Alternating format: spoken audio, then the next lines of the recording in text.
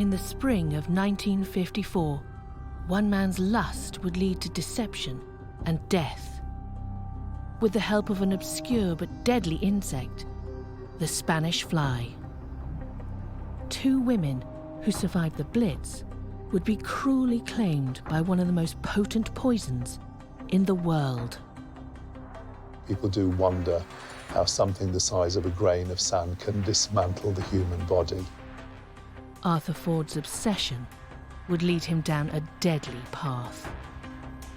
He got hold of a date rape drug and gave it to a woman for his own ends. A married man with children, supposedly happy, but he was very dishonest to his own wife and family. I mean, that is disgusting.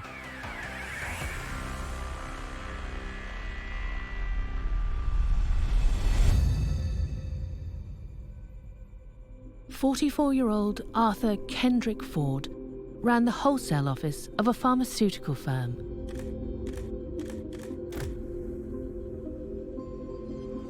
The job had provided a home for his wife and 2 children in Hounslow, a suburb west of London.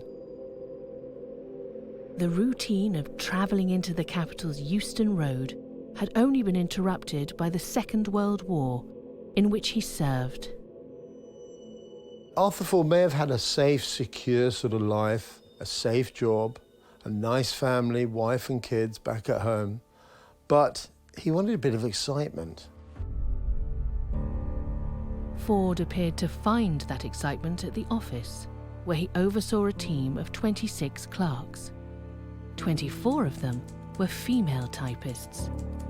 One of them was 27-year-old Betty Grant. Betty was attractive, unmarried, and the focus of Arthur Ford's lust. A lust that was fast becoming insatiable. Betty Grant was a secretary at the firm where Arthur Ford worked, and he developed a crush on her, a passionate attraction, which wasn't reciprocated. Betty had joined the firm 13 years earlier. During that time, she and Ford had become friends, but not lovers. It was a state of affairs that frustrated Ford to distraction. For weeks, Arthur Ford had been pestering Betty for sex. But Betty had been putting him off, tactfully treading the delicate line between keeping her job and the ego of her boss. An experienced member of the team, Betty sat close by to a more recent recruit, 19-year-old June Mallins. June had returned to her childhood home of London. She had moved from Cliftonville, where she taught scripture lessons at St. Paul's Church and helped run the family business.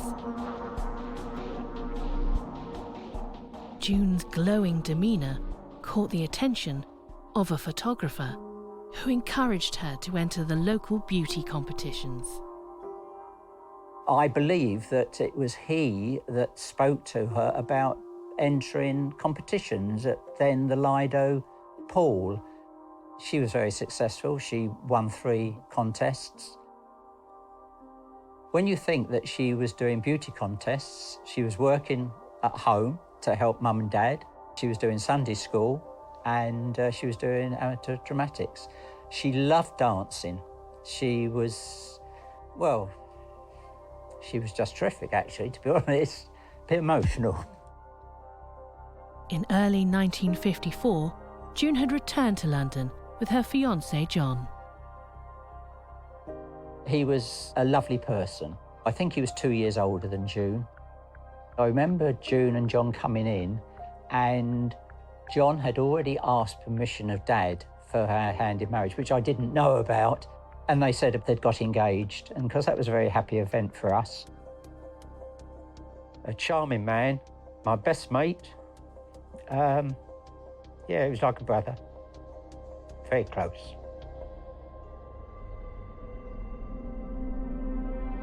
While June and John's relationship flourished, Arthur Ford's actions descended into deceit.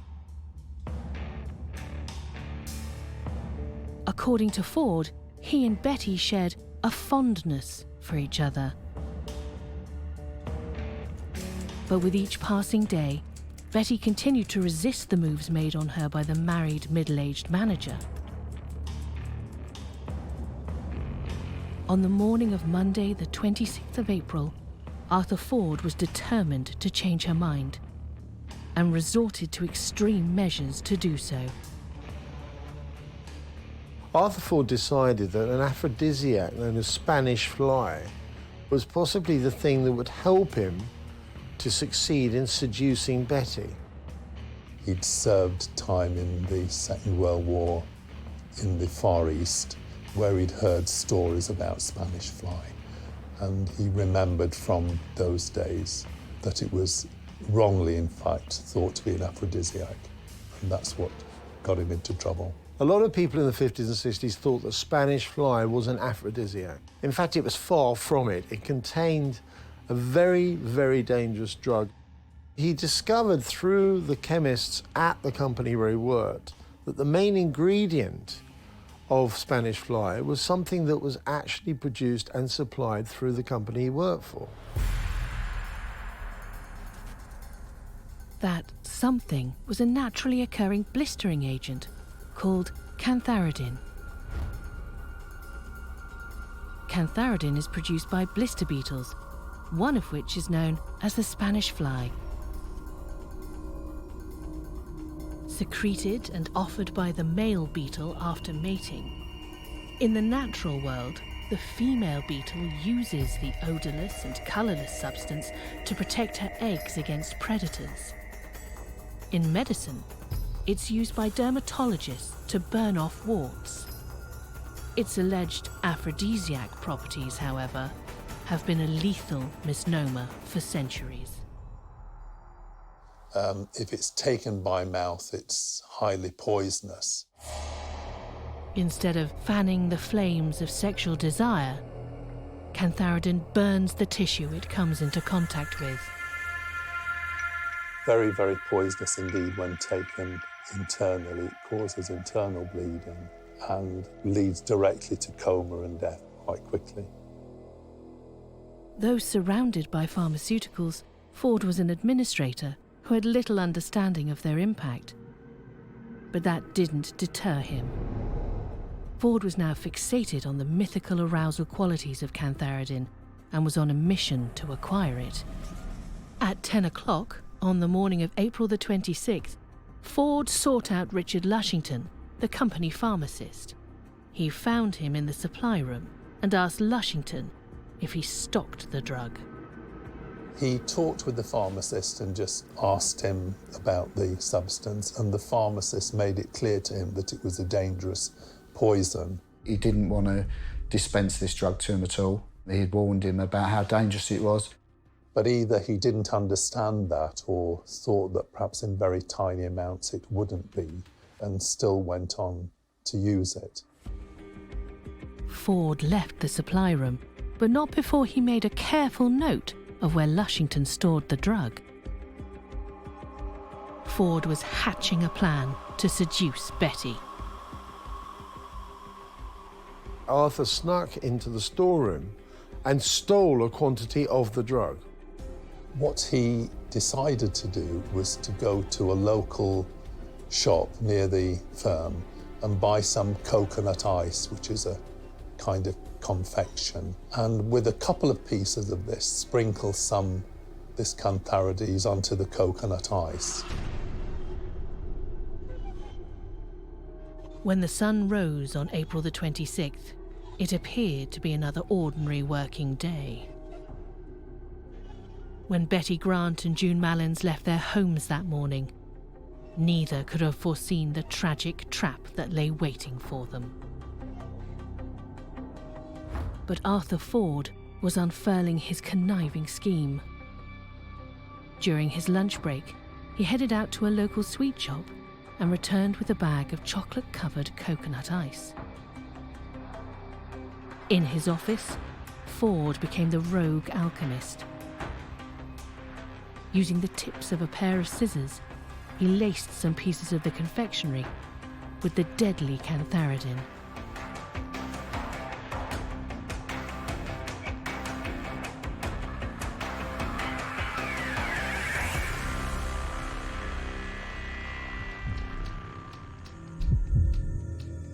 for the team members tapping away on their typewriters. It wasn't unusual for Ford to emerge with some afternoon treats.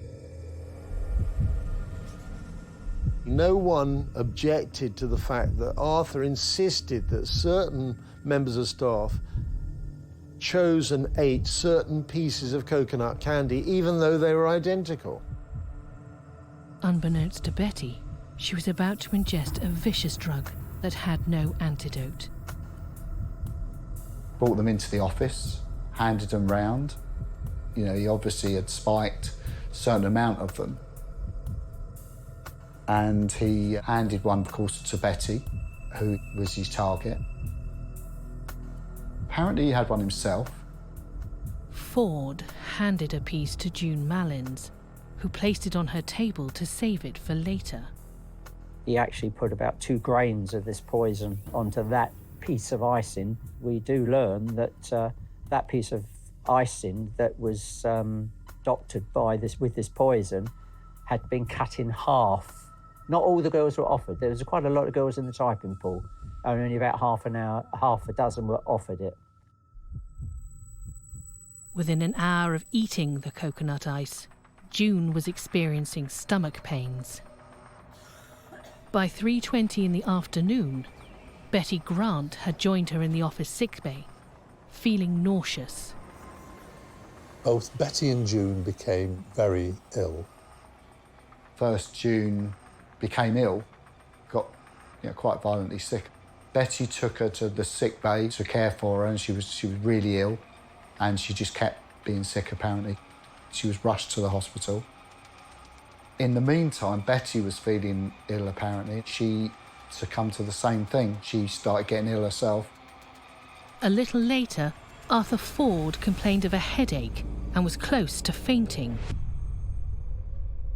By 4 o'clock, he had collapsed on the floor. June's condition was deteriorating. Just after 5 o'clock, pharmacist Richard Lushington was so alarmed, he drove her to University College Hospital nearby. When the doctor examined her there, her mouth and tongue were red and raw. Betty travelled to her home in Chobham Gardens in southwest London in a taxi. But by the time she arrived at 6 o'clock, she needed help getting from the taxi to the front door. Her mother, Beatrice, immediately put her to bed, but Betty only grew weaker. She started vomiting blood. Her abdomen was in chronic pain, and she was going into shock. Finally, she was rushed to hospital. An emergency pump was administered, but to no avail. By the next morning, she was dead.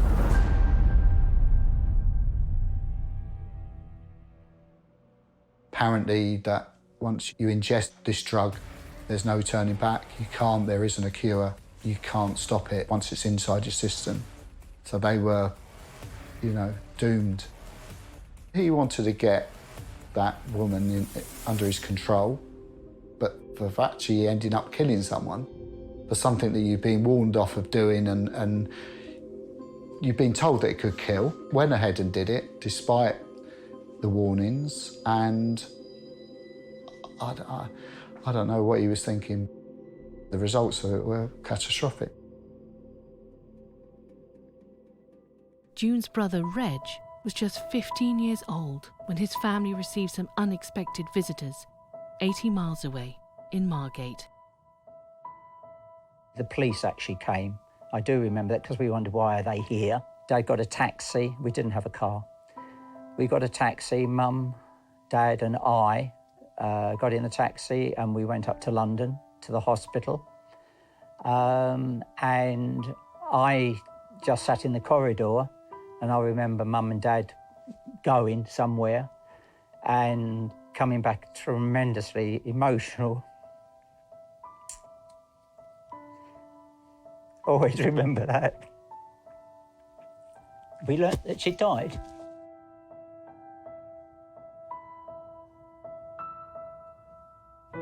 It totally burnt the insides of the girls out. No way were they ever going to live, and I remember being told that if she had survived, never have had children, ever. But by the scientist's report, it clearly stated that the dose was so large that neither girl had a chance, never had a chance. The dosage was horrendous, tremendous, what he actually did. And though he worked in this company, he had no knowledge of drugs. The family had to break the news to June's fiancé, John. John was still there. He spent a lot of time with Mum and Dad. Even when I wasn't there, he was there. And he was extremely cut up. Basically, a young couple, their life was ruined because they were going to get married. I think it was about August in that year. The pathologist fairly quickly realised that cantharidin had been used as a poison. This would have been double-checked with the police. The deaths were now a police matter. The first time they interviewed Ford, he was recovering in the same hospital that June had been admitted to. When the police told him both women had died, Ford was stunned. He'd mentioned in the hospital that he thought the coconut ice might have been contaminated. But Ford's initial statements failed to convince the police.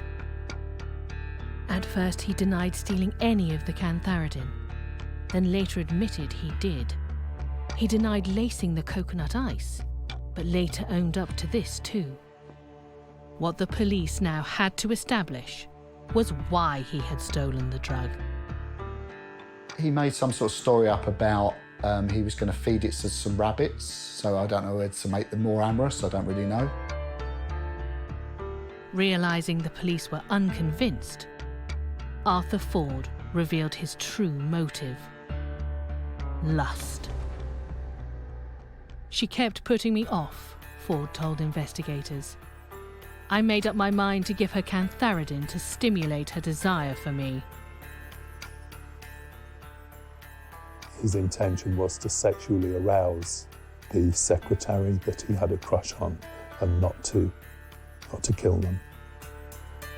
Satisfied that Ford's motive was sex, not murder, police charged him with manslaughter.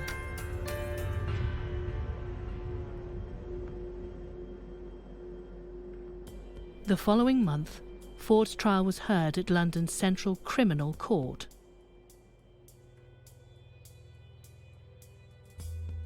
He was prosecuted for what happened in 1954. He was arrested and he was tried at the Old Bailey. The two women that survived, that were workers at the pharmacy, they testified at the court proceedings. And Arthur Kendrick was found guilty of manslaughter.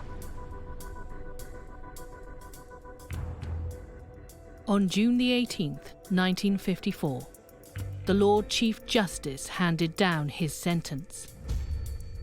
It generated shock. Ford received a jail term of 5 years. I would just listen to my parents, and whatever they commented on, I'd probably agree.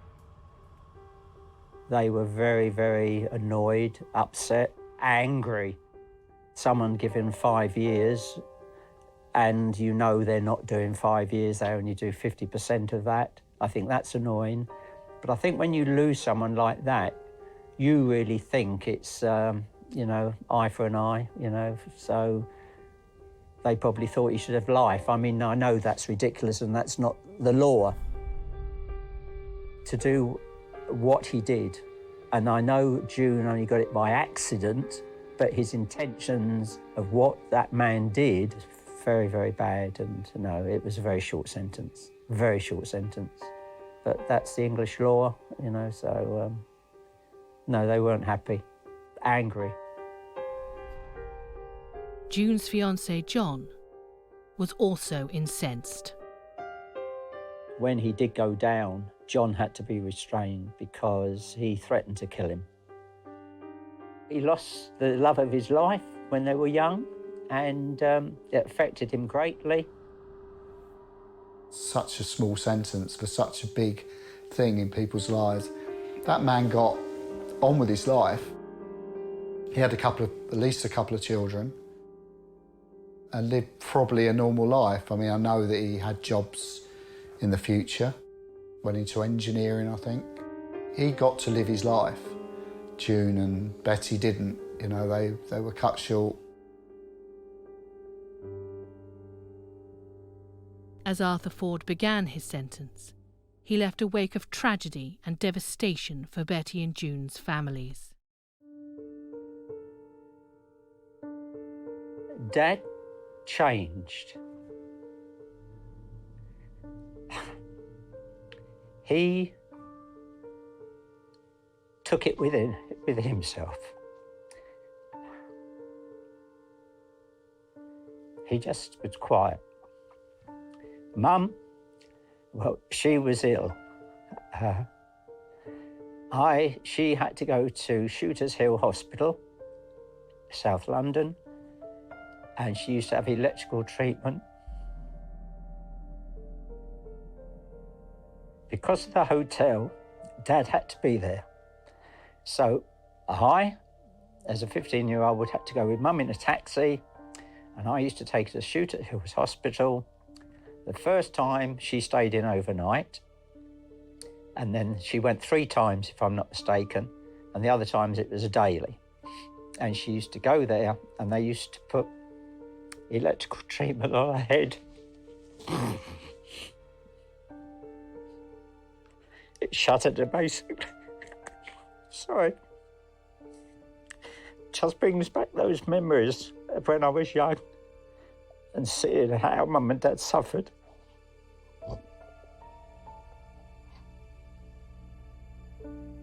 When Ford was released from prison, the reverberations of his crime hadn't ceased. John had police surveillance on him for quite a long time because John was determined that he would get his revenge. He never did. Instead, decades later, when John's life was drawing to a close, he made a special request to be buried next to June. His dying wish was granted. June and Reg's parents went on to have another child. A year later, a baby was born, which I took Mum to hospital because Dad had the hotel in Margate, and a little boy was born, which was my brother, Robert. June's cousin Sheila carried the fright of what happened to June for years. My mum's reaction when I told her that I'd just taken a sweet off a boy and eaten it, my mum went absolutely mad. She convinced me that I was going to die any second. It was just so frightening. It really did really affect me. You know, it felt quite innocent, you know, it's just a sweet from a boy, but, you know, the circumstances of that, you know, obviously triggered that memory in her mind about June. The memories of June and Betty continue to live on for their families, along with the tragic nature of their deaths. Arthur Ford, in the meantime, returned to his family and disappeared into obscurity. He died in March 1983, nearly 30 years after his moment of madness claimed the lives of 2 young, unsuspecting women. He was 72. And I hope he never forgot what he did through the life. You know, he was 44, I believe. But to do what he did was disgusting.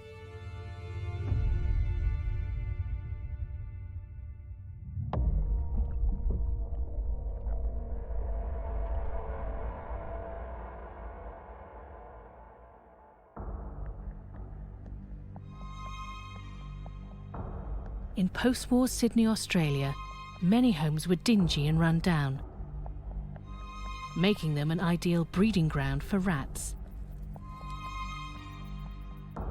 With that came a new pesticide, but with it the means to commit what was seemingly the perfect crime. No one could have picked grandmother Caroline Grills as a serial poisoner. There's something very cold-blooded about poisoning. It's not someone who's gotten into a rage and has lashed out at a person. There's calculation and planning, and there's something that's a little spine-chilling about that.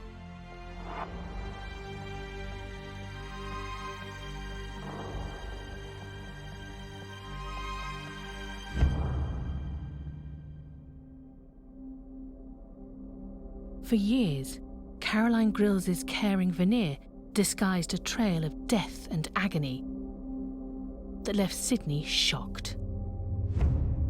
She just seemed to be an ordinary, suburban, working-class housewife. We also don't expect grandmothers to be serial killers. Grills started life in the uncompromising neighbourhoods of inner-city Sydney.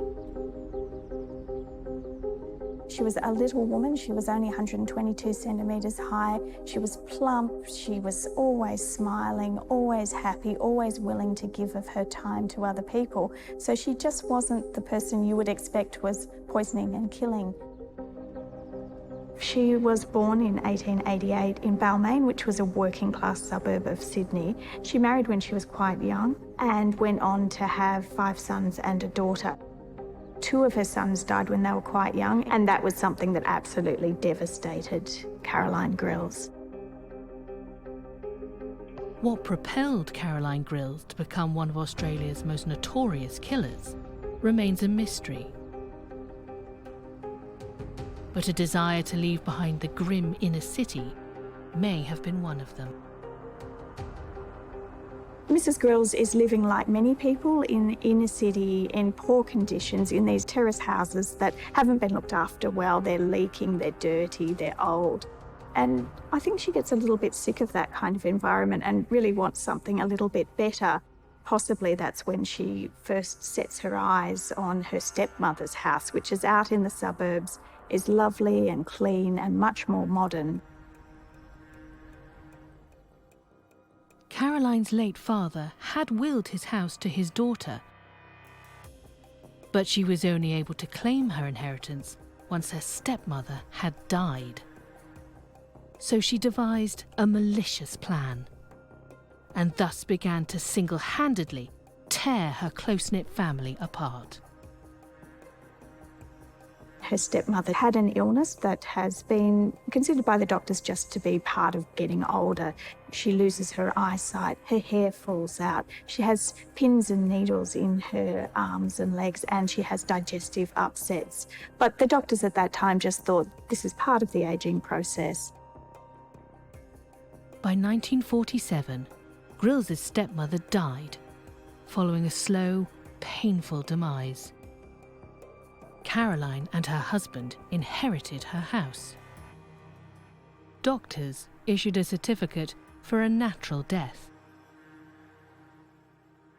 Doctors often missed the signs of poisoning because it was things like pins and needles in their hands and legs, pains in their stomach, their hair would fall out, and they also were affected mentally. So, people would get depressed, they'd cry, they'd behave in ways that were unusual for them.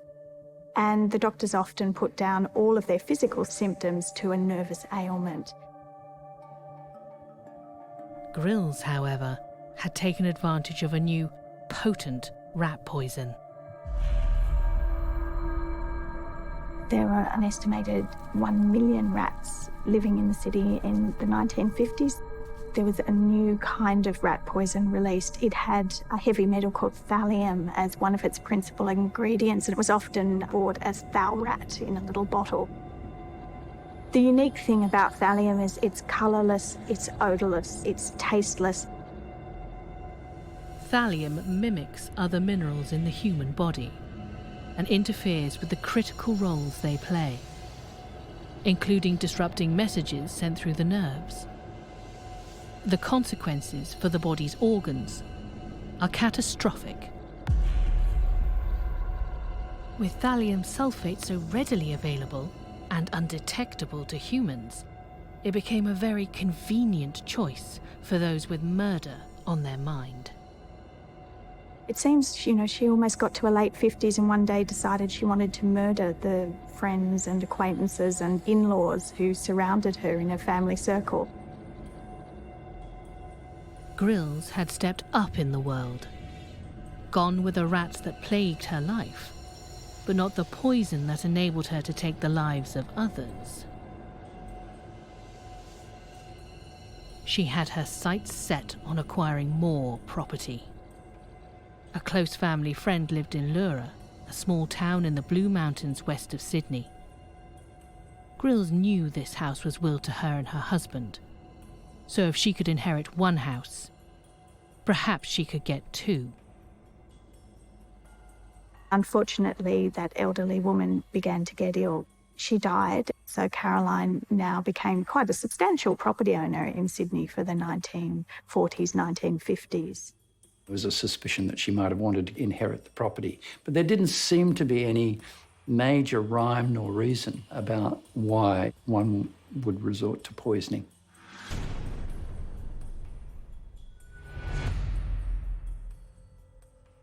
Although 2 people within Caroline's circle had died with similar symptoms, their deaths failed to raise any suspicions. Grills, however, had benefited by inheriting 2 properties. But a new motive for murder was unleashed in Grills: the power to play God. She started poisoning people who really she didn't seem to have any issues with. She wasn't going to inherit anything from them, and they were the ones that she chose to make her next victims. Believing they were inviting a cuddly grandmother into their homes, friends and relatives were in fact welcoming a pathological poisoner into their front rooms. These are the sort of normal people that she would visit, as any suburban housewife would do. They'd go around and visit the rellies, visit the friends, have tea and cake. So it was so normal, and yet this was suburban normality as the venue for commission of serious crime. The poisoner is someone who likes power. They feel like they actually have power over this person's life, and indeed they do. She would sometimes predict the deaths of her family members and friendship circle, and they're often the people who were being poisoned by her. She liked to feel that she had this inside knowledge that no one else understood. Grill's assault on her family intensified. John Lundberg, her husband's brother-in-law, was her next known target. His wretched death came in 1948. More grief followed a few months later, when Grills murdered her sister-in-law, Mary Ann Mickelson. She would make their favourite cakes for them. She would make treats for them. When they became ill, and many of her acquaintances did become ill and bedridden, she would be the one who'd volunteer to sit with the sick person. So she was known as someone who was very giving of her time and energy to other people. Within a few years, Grills targeted John Lundberg's widow, Evelyn. But Grills's run was about to come to an end. Evelyn's son-in-law, John Downey, began to suspect Grills wasn't the kind, loving aunt he had known. When his mother-in-law Evelyn became unwell, a pattern was emerging that didn't go unnoticed by John Downey. Slowly, they would get sicker and sicker, and then if she didn't turn up for a few months, they started to get better, and then she would return again and they would get sicker and sicker. When Downey read a story in a newspaper about poisonings that were occurring in Sydney, he started to put the pieces of the puzzle together. So John Downey was reading a press report about Yvonne Fletcher, and that report had all of the symptoms that her 2 husbands had suffered from before they died of thallium poisoning, and he recognised those symptoms. And he sort of began to think, well, maybe, just maybe, someone's poisoning us. And he looked around the family group, and the only person who was the common factor amongst all of the people he knew who had died was Caroline Grills.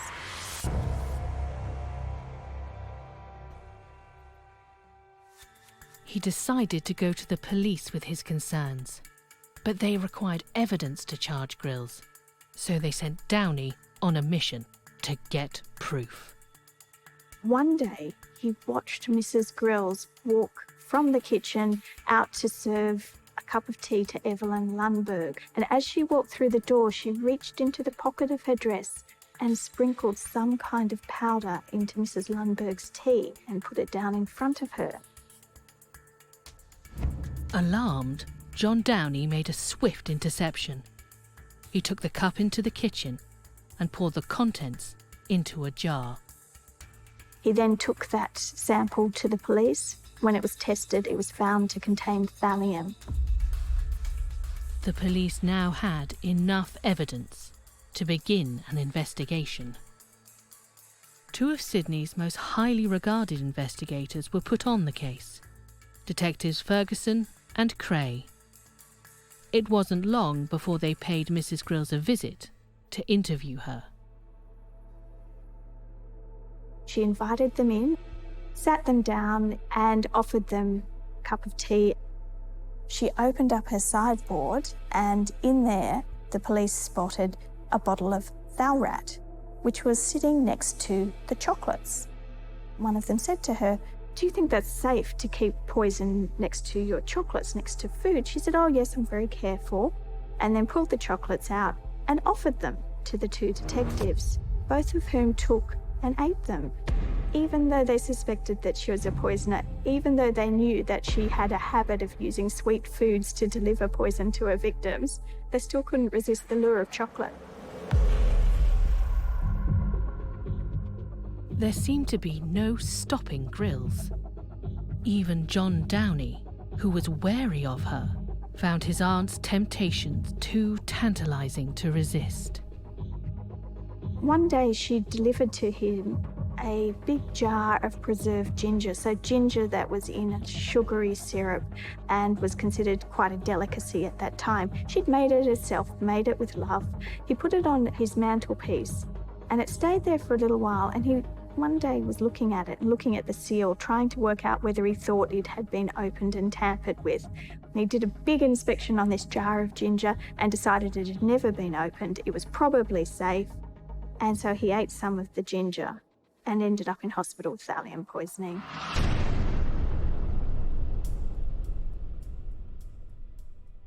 Police believed there were more than the 7 known victims whom Caroline Grills had poisoned. Yet they only charged Grills with 1 attempted murder. There were eyewitnesses who could give evidence, and they knew that the kind of sentence that she would receive for that would mean that she would probably be in prison for the rest of her life. By the start of the trial, the 63-year-old grandmother accused of murder was causing a sensation in Sydney's Central Criminal Court. Evelyn Lundberg needed to be helped into the court by 2 police officers. She walked with a cane, she was blind, she couldn't even get into the witness box because her legs were so badly damaged by the thallium poisoning. She had to have a special seat brought for her. She really didn't quite seem to understand why Caroline Grills would try to poison her. And it was agonising and continued to impact on her health for the rest of her life. The impact of the poison on Evelyn Lundberg's ailing body was not lost on the jury. People were able to see the physical effects that thallium had had on her. And of course, Mrs. Lundberg's son-in-law, John Downey, could give evidence that he had seen Mrs. Grills reach into the pocket of her dress and sprinkle some kind of powder over Mrs. Lundberg's tea before giving that tea to her. John Downey and his wife were also victims of poisoning, and they could talk about that and how that happened to them. There seemed to be some sense in the newspaper reporting that she might have been psychologically unbalanced. We don't know because there was no psychological assessment done at the time, but certainly the way the newspapers report the trial try and conjure her up as mentally unstable. psychologically disturbed. Whether Caroline Grills was suffering from the onset of early dementia or not, the fact remains that her quest to kill in such an appalling way was premeditated and scrupulously planned. Crown prosecutor Mick Rooney alleged Grills was a killer who poisoned for sport, for fun, for the kicks she got out of it, for the hell of it. The jury only took 12 minutes to find Mrs. Grills guilty of the attempted murder of Mrs. Lundberg, and she was sentenced to death.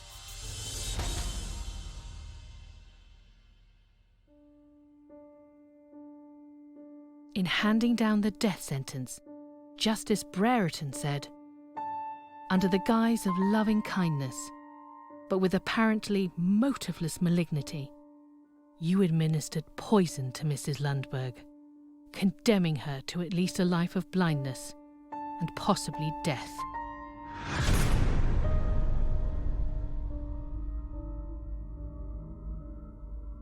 Caroline Grills' sentence was later commuted.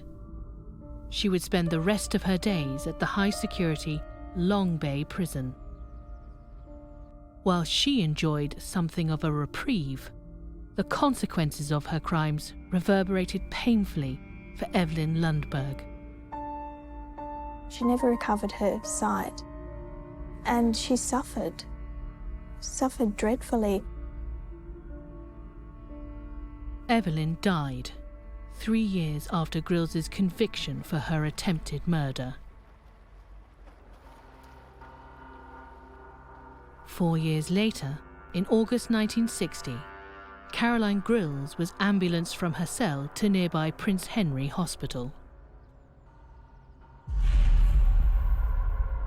There she died of peritonitis from a ruptured gastric ulcer. She's the kind of threatening idea of the aunt bringing around the tea and cakes. She does succeed in killing people. The Caroline Grills case becomes the quintessential thallium case, with this enigma of a person, an enigma of a crime.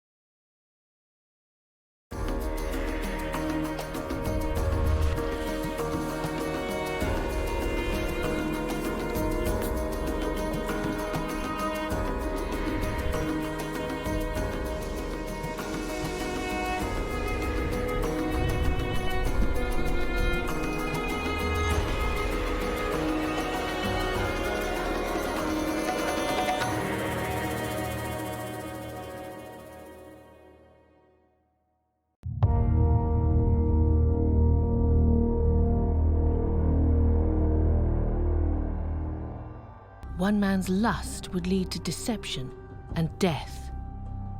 With the help A safe job, a nice family, wife and kids back at home, but at the firm where Arthur Ford worked, and he developed a crush on her, a passionate attraction. That it was he that spoke to her about entering competitions at then the Lido. On the morning of Monday, the 26th of April, Arthur Ford was determined to change her mind and resorted to extreme measures to do so. Arthur Ford He didn't want to dispense this drug to him at all. He had warned him about how dangerous it was. When the sun rose on April the 26th, it appeared to be another ordinary working day.